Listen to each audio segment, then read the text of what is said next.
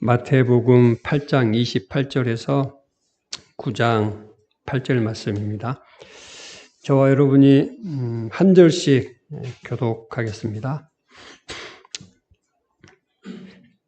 28절이 아니라 23절.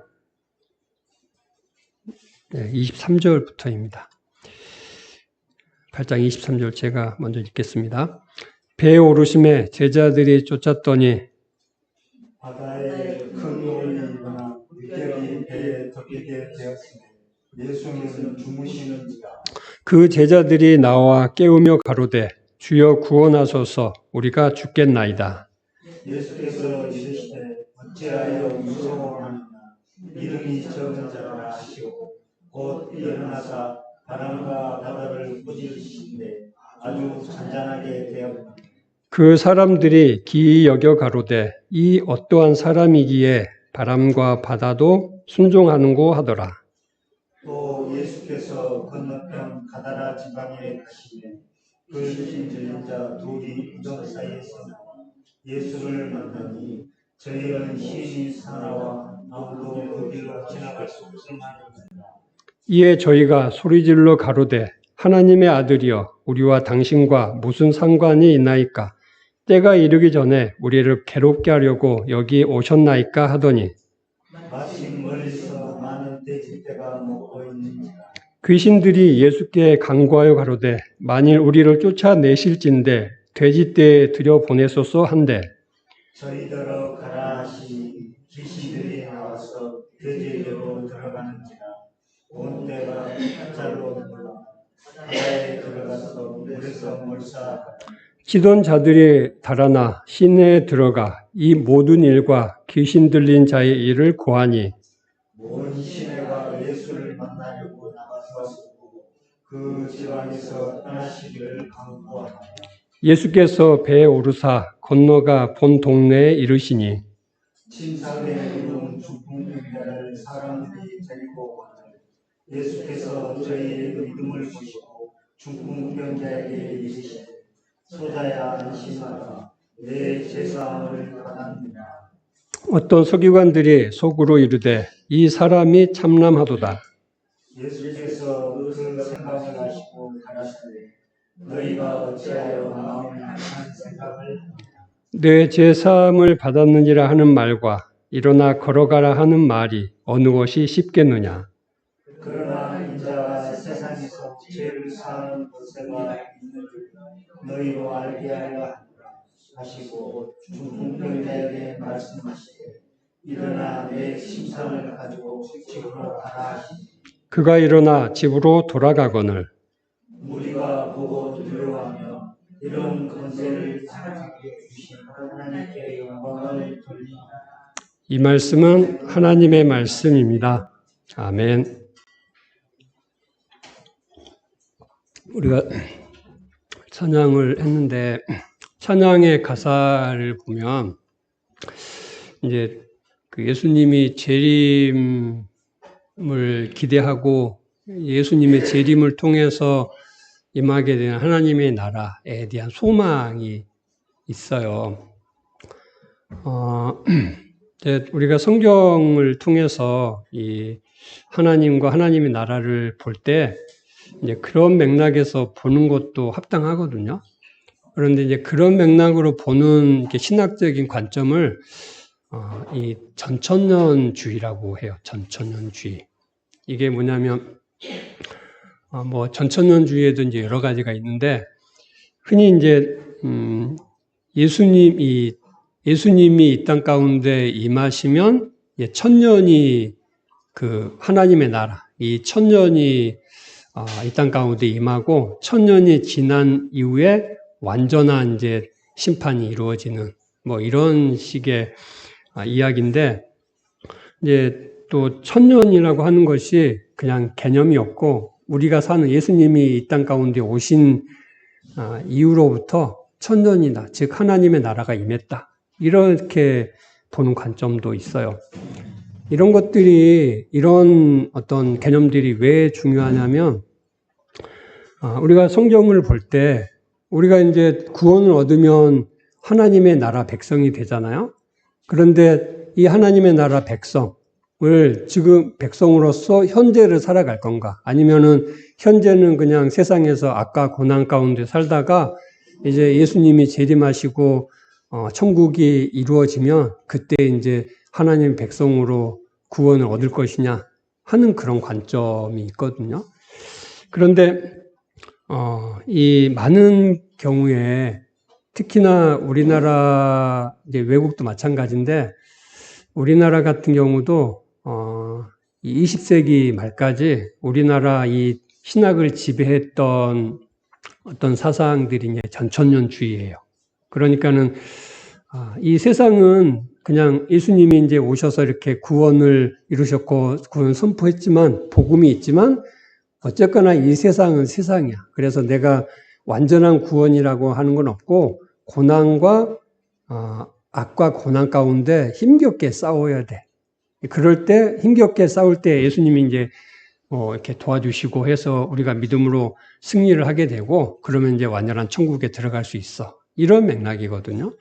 그런데 우리가 지금 이 복음 안에서 성경을 보고 또 구원의 어떤 개념을 인식할 때 그런 개념이 아니다. 이미 우리가 사는 이 땅 가운데 예수 그리스도를 말미암아 구원이 임했고 하나님의 나라가 임했어요. 그러니까 우리는 하나님의 나라 백성으로 살아가는 거죠. 세상은 악과 고난이 가득하지만 그 악과 고난이 가득한 세상은 예수 그리스도 안에 있는 우리하고는 상관이 없는 세상인 거죠. 그것이 이제 그것이 우리가 가지는 이 복음에 대한 믿음인 거죠. 그 믿음을 통해서 우리가 살아갈 때 우리의 삶이 이 예수 그리스도 안에서 그야말로 이 행복을 누리는, 평강을 누리는, 그리고 안식을 누리는 그런 삶이다라고 하는 것이죠. 그러면은 이 전천년주의, 특히나 이제 전천년주의에서도 좀 문제가 되는 그 주장이 세대주의라고 하는 주장인데, 그럼 세대주의의 주장은 그냥 아예 깡그리 틀렸냐 하면 그런 건 아니죠. 우리가 이 세상을 이 예수 그리스도로 말미암아 구원 얻은 삶이지만 그럼에도 불구하고 완전한 예수 그리스도의 오심, 재림을 소망하는 그런 삶을 살아가야 한다는 것이죠. 그래서 우리는 이 땅 가운데 만족하지 않고 현재 구원에 만족하지 않고 더 큰 온전한 완전한 이 구원을 소망하게 된다는 것이죠. 찬양을 하다 보니까 가사들이 이제 그런 어떤 오해를 불러일으킬 수 있는 부분이 있어서 잠깐 말씀을 드렸습니다. 이 마태복음 8장과 9장에는 9개의 에피소드가 있어요. 이제 기적이죠, 기적. 예수님께서 이루신 기적인데 더 세부적으로 보면 10개죠. 이제 9번째 기적이 그 소녀를 살리는 기적이잖아요. 그런데 그 안에 그 소녀를 살리는 기적 안에 이 혈류증 여인, 그 여인이 고쳐지는 이제 그 기적이 있어서 이제 9가지지만 세부적으로 보면 10가지의 기적이 있는데 그 기적 이야기는 단순하게 그냥 예수님이 기적을 일으키신 분이다.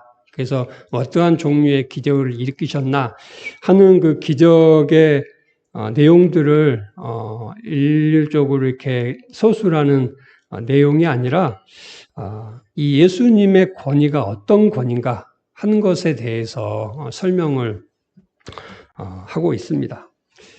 그래서 오늘 말씀에 보면 이제 23절에서부터 보면 예수님과 제자들이 밤에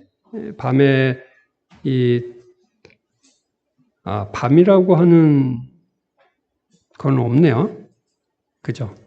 밤이라고 하는 건 없는데, 다른 이제 누가복음이나 마가복음에 보면 밤이라고 하는 이제 그런 설명들이 있습니다. 어쨌거나, 예수님과 제자들이 배를 타고 이렇게 갈릴리 호수를 건너가고 있는데, 마치 큰 놀이 일었어요.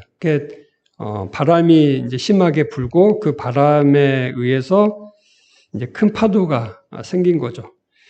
그래서 이 함께 있던 제자들은 거의 어부 출신들이라 이런 상황에 어느 정도 익숙하고 또 어떻게 해야 될지도 웬만큼 아는 사람들이었지만 그런 상황에서 이제 통제가 안 되는 거죠. 통제가. 그래서 25절 말씀에 보면 예수님이 주무시고 계시는데 깨워가지고 자신들이 죽게 되었으니까 구원해 달라 이렇게 지금 요청을 하고 있습니다. 그럴 때 이제 그런 내용인데 25절 말씀에 보면 이 제자들이 예수님에게 요청한 것이 구원하소서 이렇게 이게 구원하소서. 지금 이 파도가 이제 막 일어가지고 거의 이제 배가 뒤집히게 생겼어요. 여기에서 자신들이 구원을 얻을 수 있는 방법은 뭘까요? 자신들이나 세상에서 누구도 이 파도를 제어할 수가 없는 거죠. 그런데 구약적인 개념, 이 유대적인 개념에서 이 파도를 잠잠케 하실 수 있는, 이 자연을 통제할 수 있는 분은 오직 하나님인 거죠. 그러니까 이거에 대한 기대를 가지고 예수님에게 이제 예수님을 깨워서 구원해 달라 이렇게 했다고 볼 수가 있어요. 그런데 26절 말씀해 보면 예수님의 이 반응이 어찌하여 무서워하느냐 믿음이 적은 자들아 이렇게 말씀을 하고 있어요. 이제 이 믿음이 적은 자들아 이렇게 얘기했는데 믿음에 관련해서 믿음이 없는 것과 믿음이 적은 게 있는 거죠. 헬라어 표현이 그렇게 돼 있어요. 믿음이 적은 것과 믿음이 적은 것은 믿음은 있죠. 그런데 이제 적다는 얘기고 믿음이 아예 없는 그런 이제 종류도 있다고 하는 거죠. 그런데 이 예수님의 제자들은 믿음이 없는 건 아니고 믿음이 있긴 있는데 적다. 이게 적다는 의미가 뭔가 할 때 그 앞에 보면 어찌하여 무서워하느냐. 지금 자연의 어떤 재해 앞에 있어요. 그리고 그들은 예수님과 함께 있죠. 그러니까는 자연의 재해의 힘이 크냐? 아니면 예수님의 힘이 크냐? 이렇게 이제 대조를 해볼 수 있잖아요. 그런데 제자들은 지금 누구의 힘이 더 크다고 지금 보는 거죠? 자연의 힘이 더 크다고 보는 거잖아요. 그러니까 무서워하는 거죠. 그럴 때 예수님은 그 제자들에게 믿음이 적은 자들아 이렇게 얘기하는 거죠.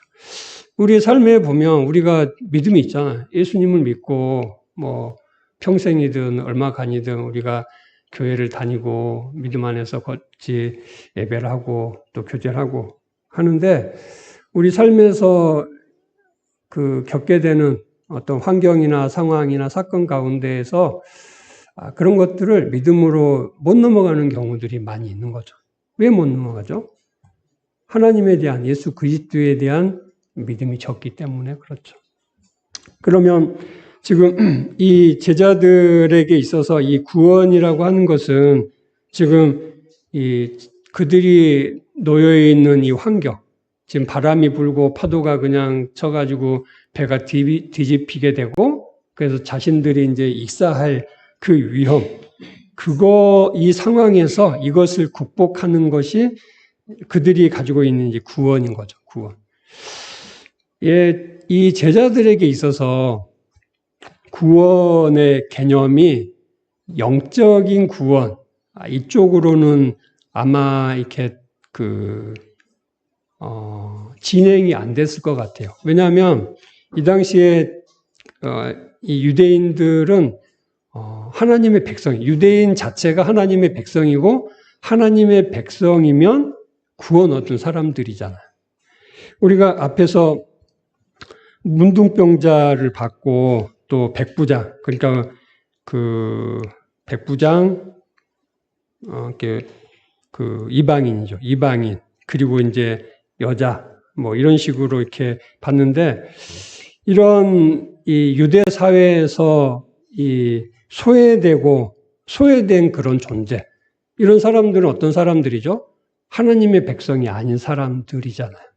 예. 그런데 예수님은 그런 존재들을 부르시는 그런 사람들도 구원의 영역 가운데 이렇게 들이시는 분이라고 하는 것을 앞에서 살펴봤다고 하면 이제 그 구원을 얻었다고 생각하는, 인식하고 있는 이 사람들에게 실제적인 구원이 뭐냐 하는 것들을 얘기하고 있는 것이죠.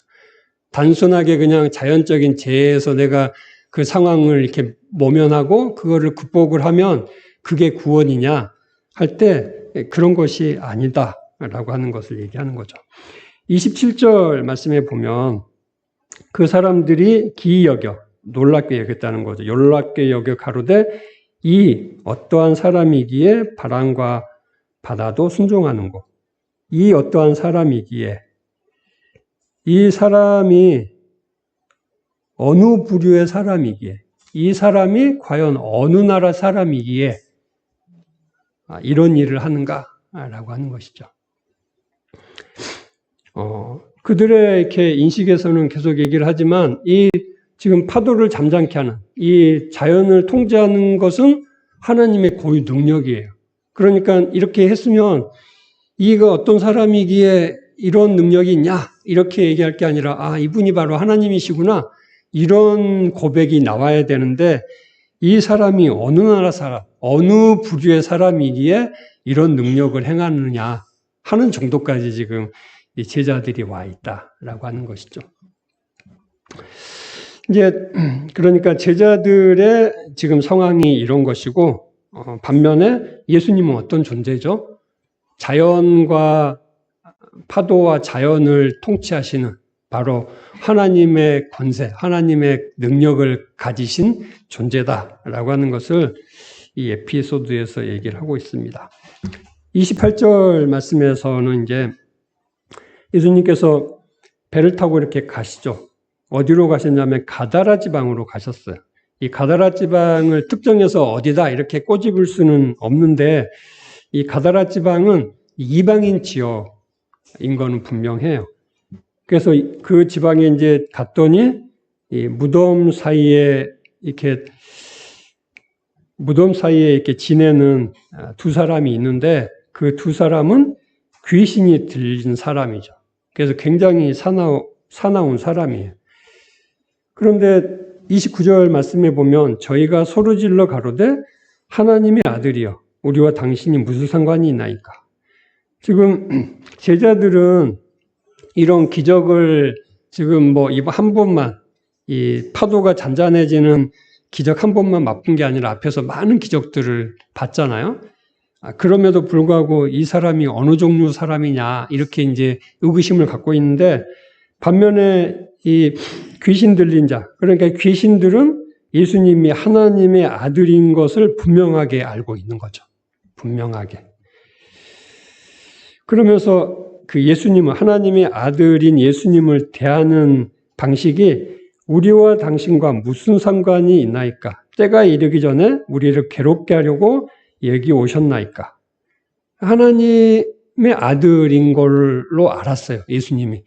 그래서 그 예수님은 어떤 존재인가? 자신들에게 긍휼을 베푸는 존재가 아니라 자신들을 파멸시키는 존재로 인식을 하는 거죠. 가만 생각해 보면 우리가 하나님을 또한 예수님을 나에게 은혜를 베푸시고 긍휼을 베푸시고 구원할 존재가 아니라 나를 파멸로 이끄는 존재다. 이렇게 인식을 하는 경우도 간혹 있었던 것 같아요. 여러분들은 없었는지 모르겠는데. 그러니까 이런 게 뭐겠어요? 사단의 작업이었던 거죠. 예. 하나님을 알고 예수 그리스도를 안다고 해서 그냥 그거를 인정하고 받아들이고 그 안에서 구원을 얻고 하는 건 아니라고 하는 것이죠. 우리 마태복음 5장, 6장, 7장에서 이 산상수훈을 통해서 하나님의 의와 하나님의 긍휼을 봤어요. 하나님의 의와 긍휼에 대한 설명들을 잔뜩 들었는데 결론이 뭐였을까요? 결론이 하나님의 의와 하나님의 긍휼이 바로 예수 그리스도시다. 예.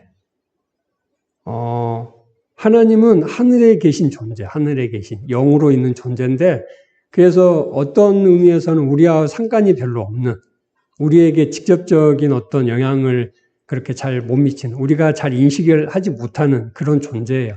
그런데 예수 그리스도는 그 하나님, 의이시고 이 긍휼이신 하나님이 우리가 볼 수 있게, 우리가 느낄 수 있게, 우리가 받아들일 수 있게 이 땅 가운데 우리 수준으로 오신 그 존재가 바로 예수님이다. 라고 하는 것을 산상수훈에서 말씀을 해 주셨던 거죠. 그래서 우리는 예수 그리스도를 통해서 하나님의 의 가운데 있게 되고 하나님의 긍휼을 얻게 되고 하는 존재라고 하는 것이죠.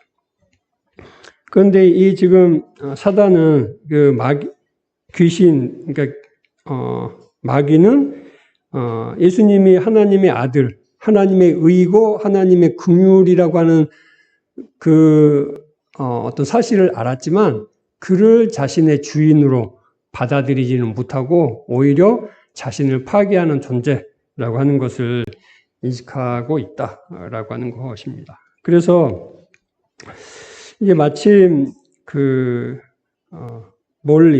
멀리서 그랬으니까 이제 가까운 데가 아니라 꽤나 이제 거리가 있는 곳이죠. 거기에 많은 돼지떼가 있는데 이 마가복음 5장에 보면 이 얘기가 이제 동일하게 있어요. 거기에 보면 돼지의 숫자가 한 2천여 마리가 된다. 이렇게 얘기를 하고 있어요.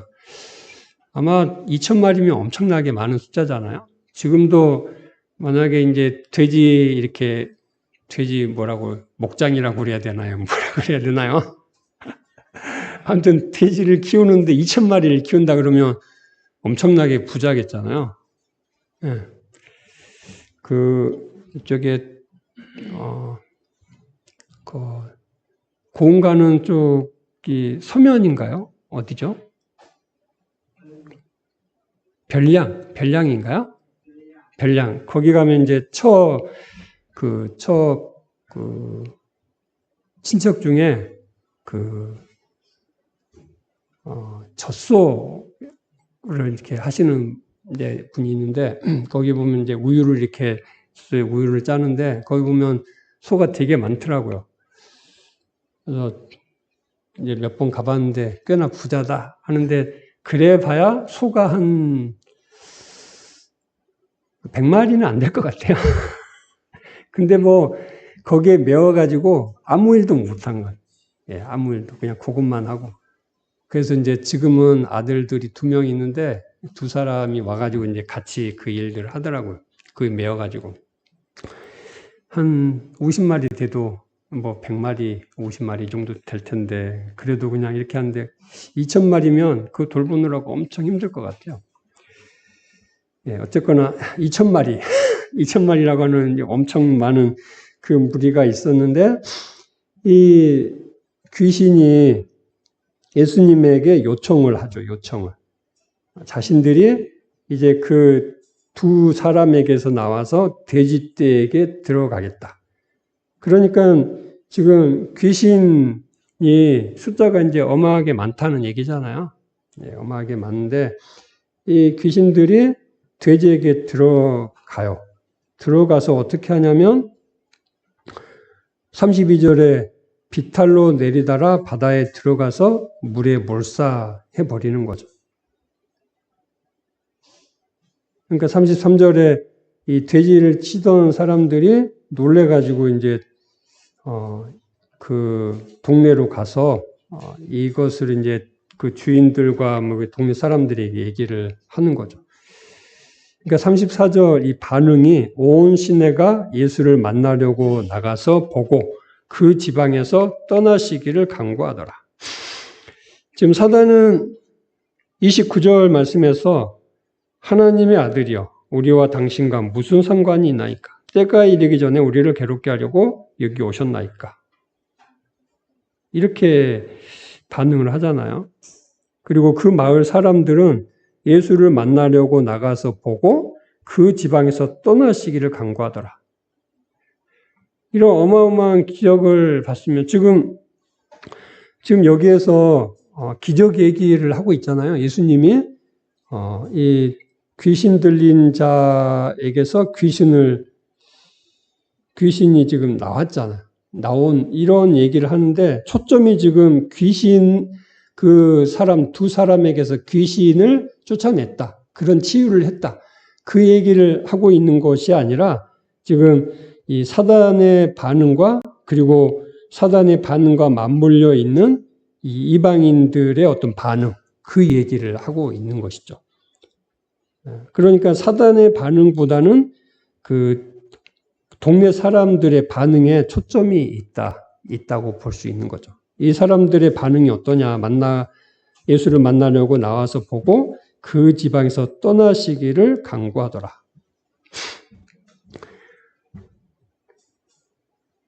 이 폴 레보토프라고 하는 신학자가 있는데 제가 어느 책을 이제 보다 보니까 이분이 폴 레보토프라고 하는 분이 이거에 대해서 이렇게 설명을 해놨더라고요. 이게 뭐냐면 이 세상의 모든 세대는 돼지를 좋아하기 때문에 예수를 거부해 왔다. 예, 너무 명확하게 이걸 정리를 다시 한번 읽어드릴게요. 이 세상의 모든 세대는 돼지를 좋아하기 때문에 예수를 거부해 왔다. 너무 정확하잖아요. 예. 앞에서 선상수훈에서 이 재물과 하나님을 겸하여 섬길 수 없다. 예, 재물을 선택하면 하나님을 버리게 되는 거고 하나님을 선택하면 재물을 버리게 되는 것이죠. 하나님을 선택하면 재물을 버려? 그러면 거지로 살아야 되나? 이런 건 아니죠. 예. 근데 이 폴 레보도프가 얘기하는 것처럼 돼지가 좋아요. 돼지가 좋으면 이 예수님을 섬길 수가 없는 것이죠. 이 사람들의 비극이 그거잖아요.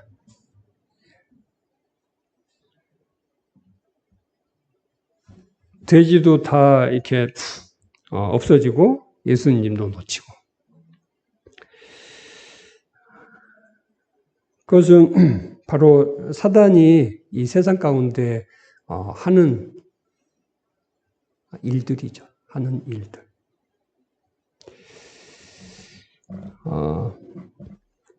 이 사단이 하는 얘기 중에 보면 하나님의 아들이여 우리와 당신과 무슨 상관이 있나이까? 때가 이르기 전에 우리를 괴롭게 하려고 여기 오셨나이까? 지금 사단이 얘기하고 있는 내용이 뭐죠? 때가 이르기 전에 지금 때가 아직 안 됐는데 당신이 와서 지금 뭘 하려고 하냐 하는 얘기잖아요. 그런데 때가 안 왔나요? 예수님이 이 땅 가운데 오신 그 자체가 때가 됐다는 거죠. 때가. 예. 때가 다른 때가 있는 게 아니라 예수님 자신이 때예요. 예수님 자신이 그 때를 정하시는 분이고 때를 시작하시는 분인 거죠. 다른 어떤 것이 있는 것이 아니라 예수님이 있으면 우리가 구원을 얻고 구원의 때를 살아가고 예수님이 없으면 구원이 없고 구원의 때가 아닌 거죠. 우리는 이미 예수 그리스도를 말미암아 구원을 얻었고 구원의 때를 살아가요. 우리가 소망이라고 하는 이제 우리가 신앙생활 할 때 소망이라고 하는 이 단어 그리고 소망이라고 하는 개념을 이제 많이 우리 김소망 권사님도 계시는데 소망이라고 하는 이제 이 용어에 대해서 굉장히 익숙해요. 근데 소망 그러면 그 뉘앙스가 지금은 없어. 그런데 앞으로 있을 거야. 이런 개념이잖아요. 이런 개념. 그런데 성경에서 얘기하는 소망은 그런 게 아니고 현재 있고 이 있는 것이 없어지지 않고 끝까지 가. 끝에 가면 더 분명해지고 더 확실해지고 더 많아져. 이것이 소망이에요. 이것이 성경적인 소망이에요. 지금은 그러니까 앞에서 이제 세대주의 얘기하면서도 언급한 것처럼 지금은 예수님이 재림하시기 전까지는 이 세상은 온전치 않고 악과 고난이 행행하는 그런 세상이야. 그러니까 당연히 내가 어려움을 당하고 좀 불안하고 걱정이 되고 뭔가 실수하고 죄와 친하게 지내고 하는 것이 당연해. 이렇게 생각을 할 수 있는 거죠. 이것이 바로 이 사단의 악한 전략이라고 하는 것이죠. 예수 그리스도로 말미암아 이미 그것이 끝났어요. 물론 지금 예수님이 공생애를 사시는 이 시대는 진행 중인 시대죠. 완전히 끝난 시대가 아니라 진행 중인 시대예요.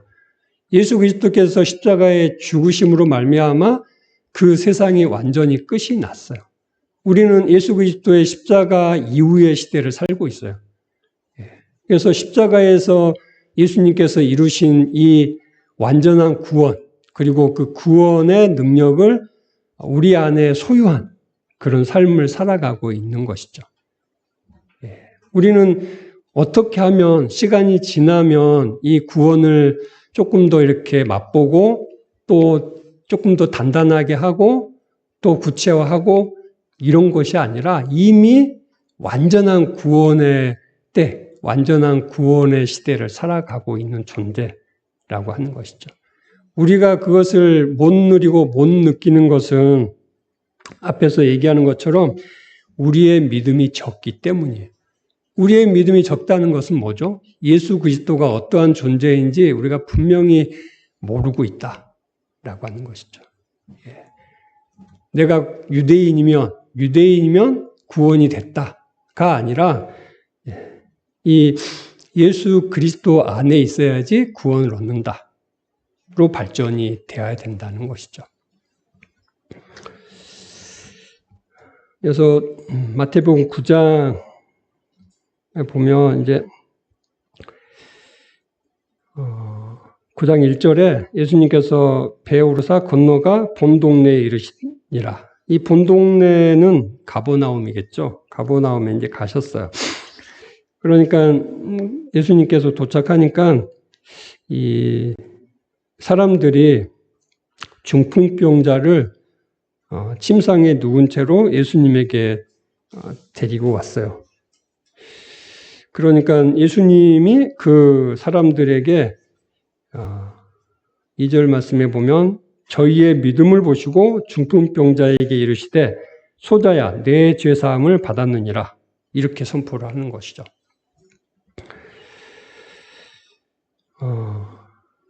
우리가 지금 앞에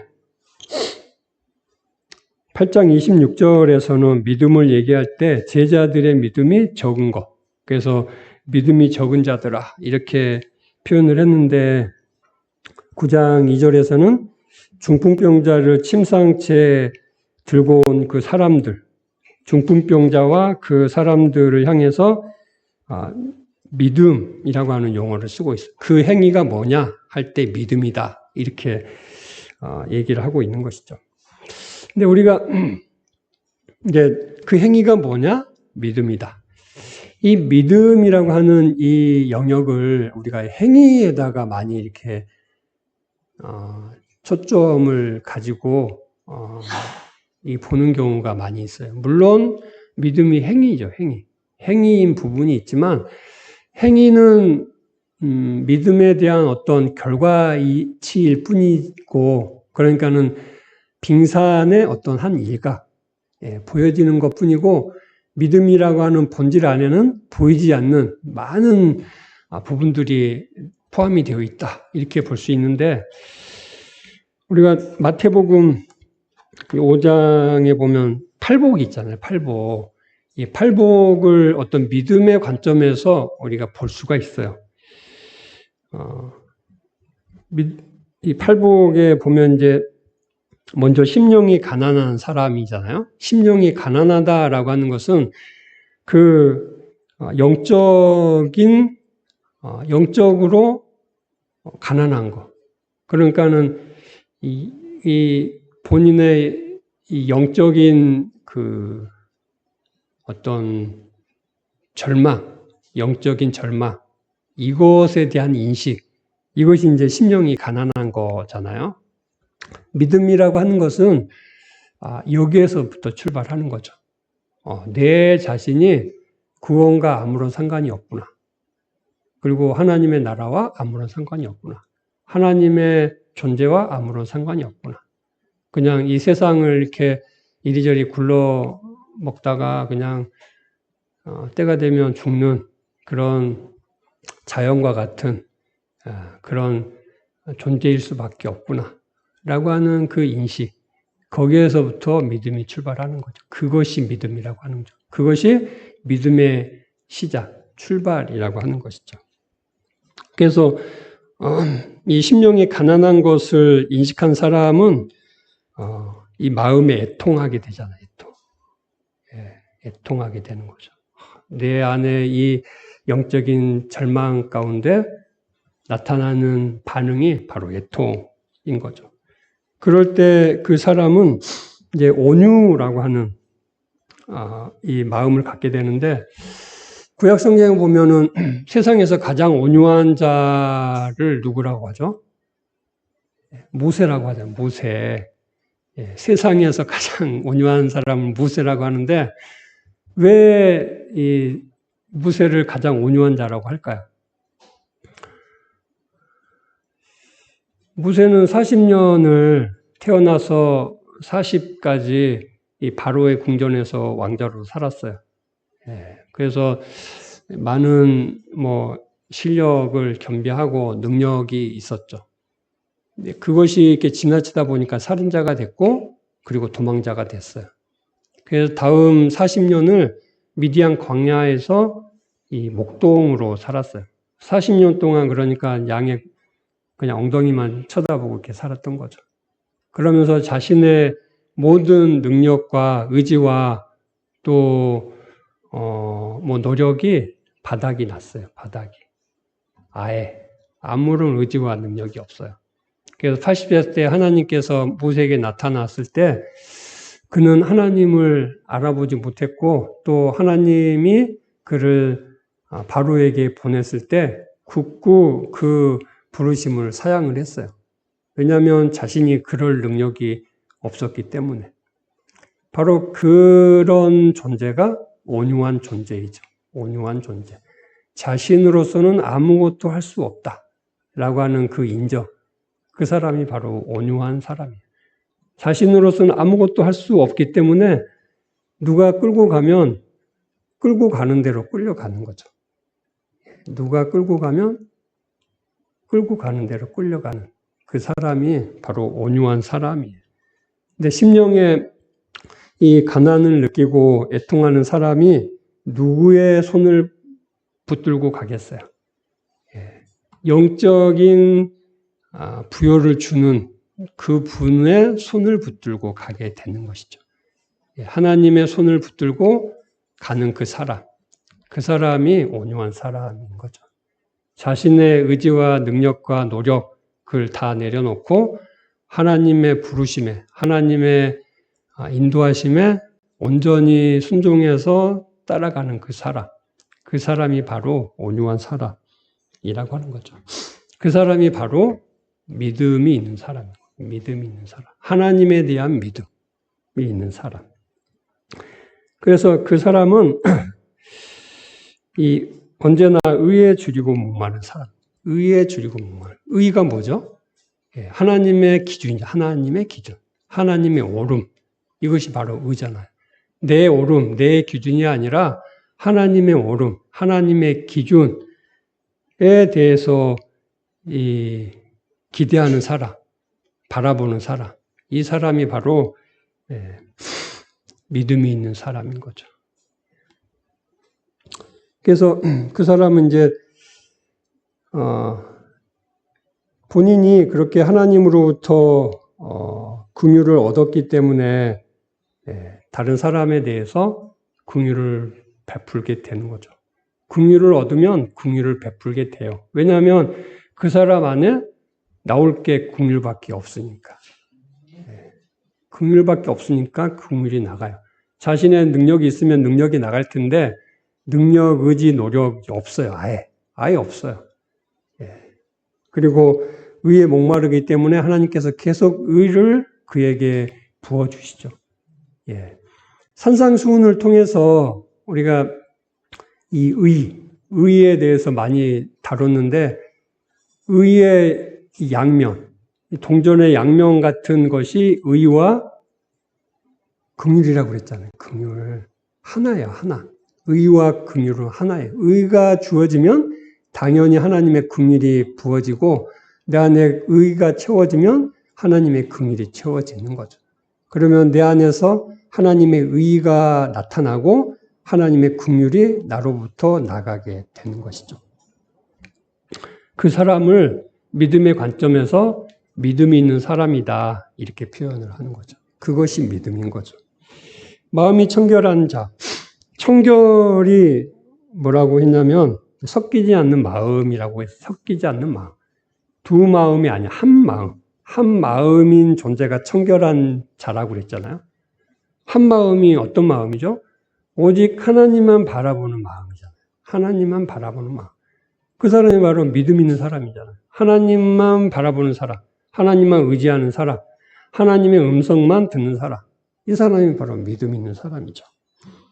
그래서 그 사람을 통해서 그가 살아가는 이 삶의 화평을 누리게 되는 거죠. 자신 혼자 이 긍휼을 누리고 의를 누리고 하는 것이 아니라, 하나님의 의는 하나님에 의해서 계시되고 나타나요. 우리에게 그 나타난 것이 우리에게 들어오죠. 그러면 우리 안에 간직되는 것이 아니라 안에 간직된 의와 긍휼이 우리를 통해서 나타나요. 그런 표현을 하나님의 영광이라고 하는 거죠. 그래서 우리가 하나님의 영광을 나타내는 존재다, 이렇게 표현을 하는 거죠. 그래서 우리는 누구에게나 이제 하나님의 의와 하나님의 긍휼로 대하게 되죠. 대하게 될 때 나타나는 그 사회의 반응이 뭐냐 할 때 화평인 거죠. 화평. 누구나 화평하게 되는. 그리고 나가서 의를 위해서 핍박을 받게 되는 거죠. 핍박하면 이제 굉장히 부정적인 뉘앙스잖아요. 하지만 사도행전에 보면 많은 사도들과 예수 그리스도의 제자들이 핍박받는 것을 당연시 여기고, 또 핍박받는 것을 통해서 기쁨을 누렸다, 이런 표현들이 있어요. 핍박은 세상에서는 부정적이지만 하나님의 나라에서는 굉장히 긍정적인 거죠. 이런 것이 이제 믿음인 거죠, 믿음. 그러니까 믿음은 이 하나님의 의와 긍휼이 내가 어떻게 만들고 내가 뭔가를 거기에다가 내 거를 이렇게 묻히거나 뭔가를 이렇게 작용하는 것이 하나도 없잖아요. 오직 하나님에 의해서 주어지고 하나님에 의해서 나타나고 하는 것들이잖아요. 그런 맥락이 바로 믿음이라고 하는 것이죠. 그러니까 지금 믿음이라고 할 때, 예수님이 이제 저희의 믿음을 보셨다 할 때, 저희의 믿음을 본 것이 어떻게 연결이 되냐면, 이 중풍병자를 침상에 누워서 사람들이 데리고 온 이것을 믿음의 행위로 보는 거죠. 그래서 그걸 믿음으로 보는 거죠. 하지만 그거를 믿음으로 보면 우리가 성경을 잘못 보기가 쉬워요. 그리고 나도 이와 같이 믿음의 행위를 하는 걸로. 믿음의 행위를 하면 어떻게 되죠? 내가 해야 되는 거잖아요. 내가. 그런 것이 아니고 그런 것이 아니라고 하는 것이죠. 언제 이제 계속 좀 저도 사실은 믿음에 대해서 정리가 덜 됐어요. 아마 평생 믿음에 대해서 정리를 해갈 것 같은데, 지금까지 이렇게 정리한 믿음은 이런 거더라고요. 어제도 잠깐 그런 얘기를 했는데, 믿음이라고 하는 것은 예수 그리스도가 어떤 존재인가에 대한 내 안에서 자연스러운 반응, 이것이 바로 믿음인 거죠. 지금 이 사람들이 중풍병자를 그냥 침상째 끌고 왜 예수님에게 왔을까요? 이 사람들은 인식이 있잖아요, 인식이. 그 전에 예수님께서 행한 그 기적을 봤잖아요. 그러니까 이 사람에게 예수님이 뭔가 기적을 일으키실 거에 대한 기대가 있는 거잖아요. 예수님이 그 능력이 있는 것에 대한 기대가 있는 거죠. 그래서 이렇게 지금 반응을 하는 거죠. 그냥 너무 자연스러운, 뭔가 애를 쓰거나 노력을 하지 않는 자연스러운 반응인 거죠. 제가 어제 오늘 이제 이것을 어떻게 좀 설명하면 좀 좋을까 하는 생각을 하다가 아버지와 자식의 관계를 좀 생각을 해봤어요. 이 자식이 물론 이제 뭐 그러지 않는 경우가 많이 있긴 한데, 예를 들어서 우리 이 큰 애가 이제 작년부터인가 그 교환학생을 이제 가고 싶은 마음이 있었어요. 근데 주변에 보니까 이제 교환학생을 가려면 돈이 꽤나 많이 들잖아요. 그러니까 이제 그런데 본인이 뭐 돈이 없어. 그리고 부모에게도 이제 그 도움을 받을 수 있는 여지가 별로 없어. 그러니까 안에 이제 그 뭐 그런 어떤 여지가 있는 거죠. 이제 이런 것들을 부모와 자식 관계라고 보진 않아요. 이게 개인적인 관계인데, 본래 근본적으로 부모와 자식의 관계는 그런 관계가 아니라, 부모는 자식이 이렇게 생존하는, 살아가는 모든 것을 이렇게 제공해주는 존재가 바로 부모잖아요. 그리고 자식은 부모로부터 제공 받는 것을 끊임없이 받아서 자라는 그런 존재인 거죠. 그러니까 이 믿음이라고 하는 것은 자녀가 이 부모에 대한 믿음이 있을까요? 네, 믿음이 있죠. 그런데 자녀가 그냥 막 애써서 내가 우리 어머니에 대한, 우리 아버지에 대한 믿음을 가져야지. 이래가지고 뭐 부모님에게 뭔가를 이렇게 그 자기의 최소한의 이렇게 생존하는 거에 대한 어떤 것들을 제공을 받나요? 우리 부모님이 이렇게 우리 집에서 내 방을 하나 줘야지 될 텐데, 어떡하지? 그 믿음을 내가 좀 가져야지 우리 부모님이 이 방을 제공을 해주나? 또는 저녁 밥을 먹어야 되는데 부모님이 이 밥을 제공해 줄지 말지, 이거에 대한 이제 그 어떤 생각 속에서 그냥 이 부모님이, 어머니가 이렇게 밥을 해줄 거에 대해서 내가 믿어야지. 이렇게 하면 어머니가 이렇게 밥을 해주고, 믿음이 없으면 밥을 안 해주고, 이렇게 하는 게 아니잖아요. 믿음이 바로 이런 거죠. 믿음을 저도 보니까는 내 의지, 내 편에서 하나님에게로 향하는 어떤 것으로 많이 인식을 했어요. 그런데 믿음은 그런 것이 아니라 하나님 편에서 우리에게 주는 모든 것이죠. 모든 것. 우리가 팔복에서도 하나님께서 우리에게 주시는 모든 것이잖아요. 의와 긍휼이. 믿음이라고 하는 것도 이런 거죠. 앞에서 믿음이 적은 자들은 어떤 자들이죠? 예수 그리스도에 대한 예수 그리스도라고 하는 존재에 대한 인식이 부족한 사람들이잖아요. 그 사람들이 믿음이 적은 자들이죠. 예수님이 어떤 존재인지 알면 당연히 그렇게 그냥 신뢰가 되는 거죠. 신뢰가. 예를 들어서 뭐 바람이 불고 풍랑이 막 이는데 그거에 대해서 깨워가지고 구원해 주십시오 할 필요가 없는 거죠. 당연히 이 파도를 제어하시는 예수님이라고 하면, 예수님이 지금 여기 계시는데 그 배가 뒤집어지면 자신들만 물에 빠지고 예수님은 물에 안 빠지겠어요? 예수님이 계시니까 당연히 이게 뭐 넘어가겠지라고 하는 이런 기대가 될 거라고 하는 것이죠. 그런데 예수님이 어떠한 존재인지 모르기 때문에 두려워하게 된다는 것이죠. 그것이 바로 믿음이라고 하는 것인데, 이 지금 9장 1절 말씀 이후에서는 예수님의 이 죄를 사해 주는 권세에 대해서 얘기를 하고 있습니다.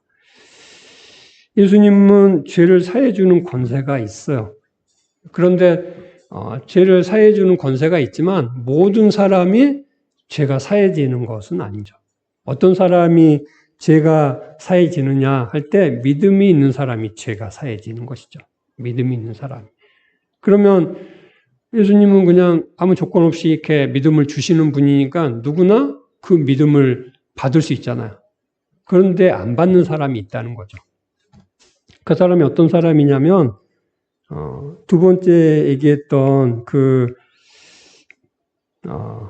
이 가다라 지방에서 만나려고 나가서 보고 예수님을 그 지방에서 떠나보내기를 강구했던 그 사람들. 예수님의 그 능력이 자신과 아무런 상관이 없는 예수님보다 돼지를 더 사랑했던 그 사람들. 그 사람들은 믿음이 없는 사람들인 거죠.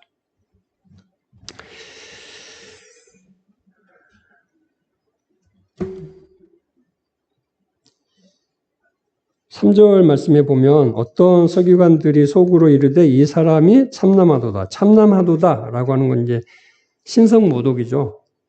저 사람이 신성모독하네 하는 거죠. 그런 생각을 했어요. 그러니까 예수님께서 그 생각을 아시고 하시는 얘기가 너희가 어찌하여 마음에 악한 생각을 하느냐. 악한 생각을 하느냐. 이 악한 생각이라고 하는 게 어떤 생각일까요?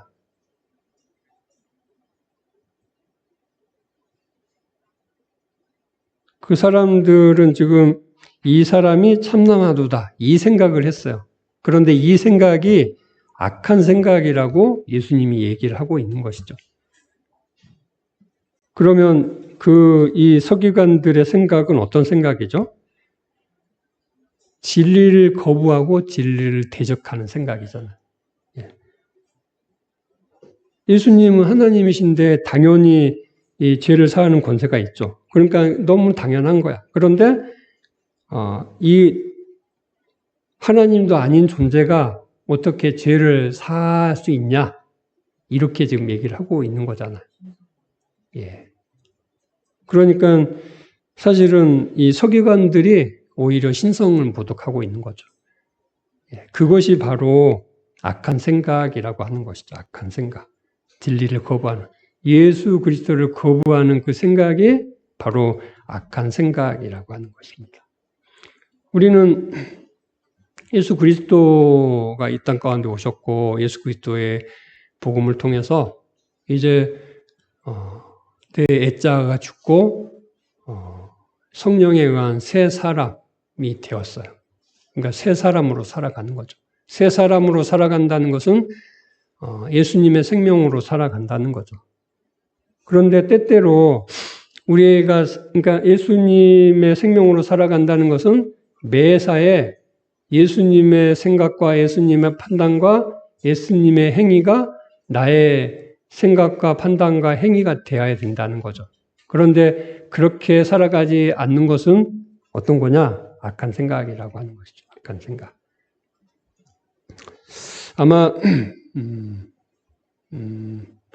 우리가 예전에 정상적인 그리스도인의 생활을 공부할 때 이제 중심에 있는 게 복음에 대해서 알고 여기고 드리고 그리고 성령으로 행하고 마지막에 뭐였죠? 십자가를 지는 거였잖아요. 십자가를 지는. 예. 내가 그리스도와 함께 십자가를 졌으니까 십자가를 졌어. 과거. 십자가를 져서 우리 내가 구원을 얻었어. 하니까 십자가를 그냥 이렇게 이제 떨고 버리는 것이 아니라 우리 삶에 언제나 십자가를 지는 그 삶이 필요하다는 거죠. 십자가가 뭐죠? 내가 부인이 되고 내가 죽고 그리스도가 사시는 내 의지가 죽고 예수 그리스도의 의지가 나타나는 내 생각이 죽고 예수 그리스도의 생각이 나타나는 내 행위가 죽고 예수 그리스도의 행위가 나타나는 그것이 바로 십자가잖아요. 그것이 십자가를 지는 삶이잖아요. 예, 그 삶이 아닌 삶이 악한 거죠. 악한 거죠. 나로 하는 것은 십자가를 떠난 그 삶이 바로 악한 삶이라고 하는 것이죠. 그래서 예수님께서 5절 말씀, 6절 말씀, 내 죄사함을 받았느니라 하는 말과 일어나 걸어가라 하는 말을 비교를 하고 있어요. 뭐가 쉽냐? 뭐가 쉬울까요? 이거는 그 학자들도 헷갈려요.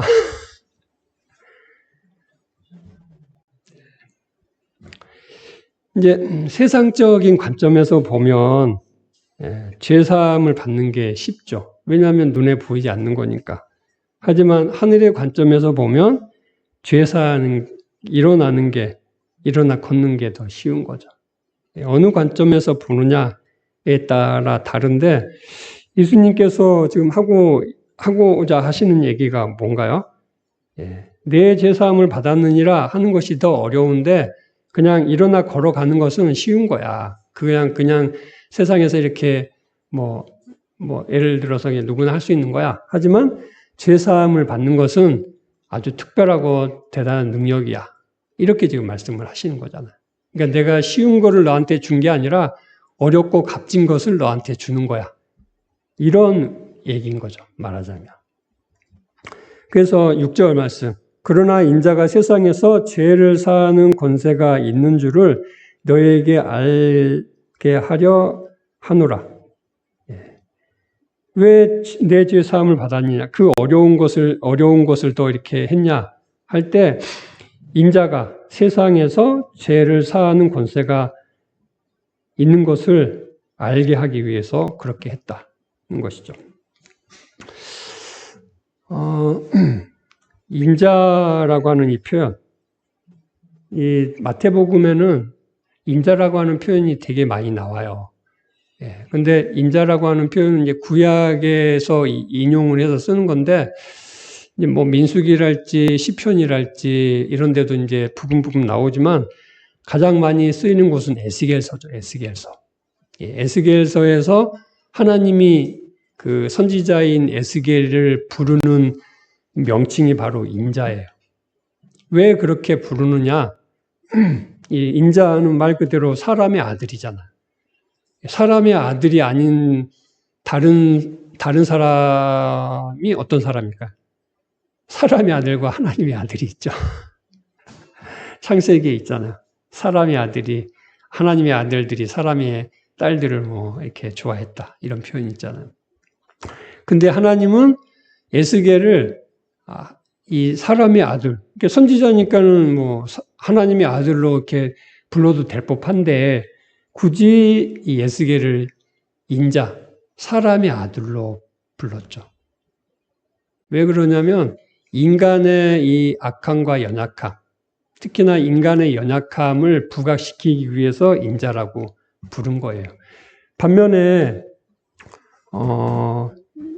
다니엘서에 보면 다니엘서 7장 13, 14절에 보면 내가 또 밤 환상 중에 보니 인자 같은 이가 하늘 구름을 타고 와서 애적부터 항상 계신 이에게 나아가 그 앞으로 인도되매 인자 같은 이, 여기서 인자가 나옵니다. 그 인자 같은 이가 이 하나님에게 나오는데 14절 말씀, 그에게 권세와 영광과 나라를 주고 모든 백성과 나라들과 다른 언어를 말하는 모든 자들이 그를 섬기게 하였으니 그의 권세는 소멸되지 아니하는 영원한 권세요. 그의 나라는 멸망하지 아니할 것이니라. 그래서 이 마태복음 9장 6절에서 이 인자라고 하는 용어는 예수님이 자신을 가리키는 용어예요. 그러니까 이 인자라고 하는 이 용어에는 두 가지 어떤 개념이 있는 거죠. 연약한 존재. 그리고 다른 하나는 하나님의 권세를 가진 존재. 예수님은 연약한 존재죠. 연약한 존재. 아무것도 아닌 존재. 아무것도 할 수 없는 존재. 요한복음 6장인가에서 얘기한 것처럼 하나님이 말씀하시지 않으면 아무 말도 할 수 없는 존재. 하나님께서 일하시지 않으면 아무 일도 할 수 없는 존재. 그 존재가 바로 예수님이에요. 반면에 그에게 성령이 임하고 성령이 일하실 때 우리가 본 것처럼 병자를 고치고 또 자연을 제어하고 이렇게 죄를 사하는 그런 권세를 가지신 분이죠. 그런 의미가 바로 인자라고 하는 이 호칭에 들어 있습니다.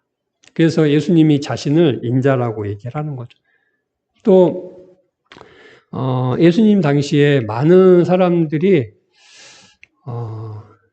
그 종말론적인 어떤 사고가 굉장히 지배적이었어요.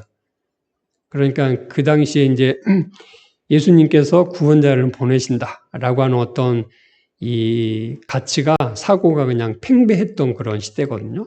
그런데 그 사람들이 이 유대 사람들이 기다렸던 메시아 구원자는 어떤 사람이냐면 어떤 존재냐면 다윗과 같은 존재. 다윗과 같은 존재예요.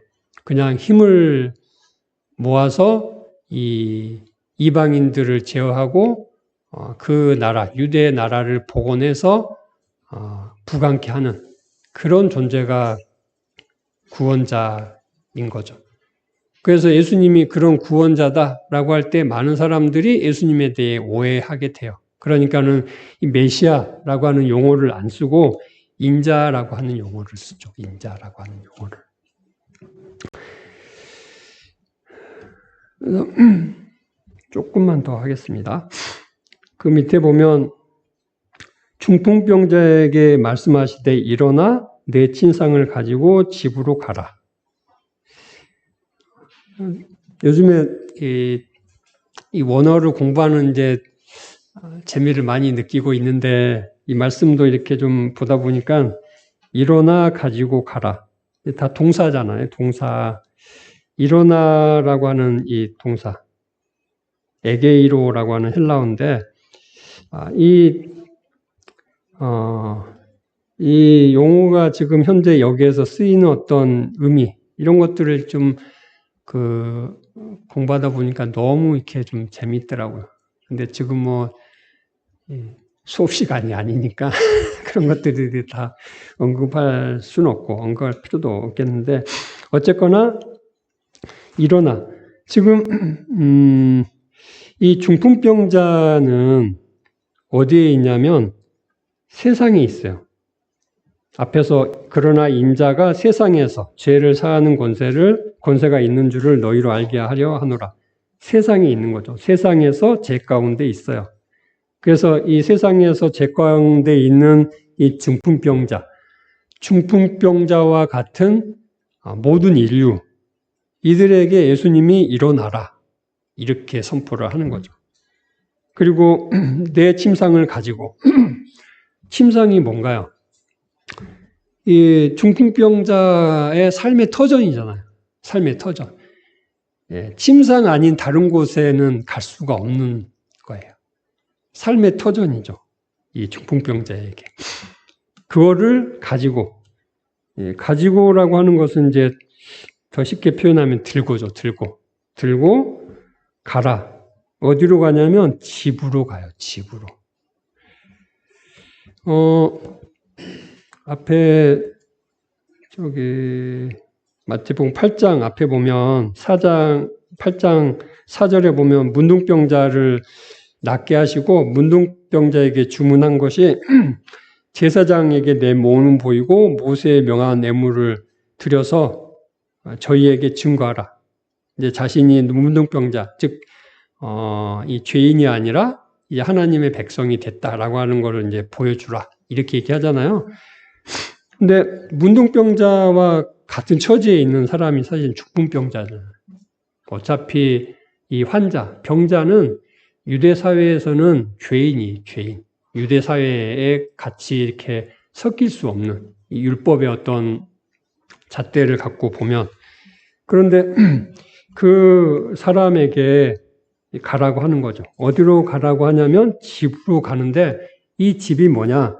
물론 이제 그 사람의 가족이겠죠. 하지만 여기에서 예수님이 의미하는 이 집은 바로 이 가족이고 공동체고 특별히 안식이죠.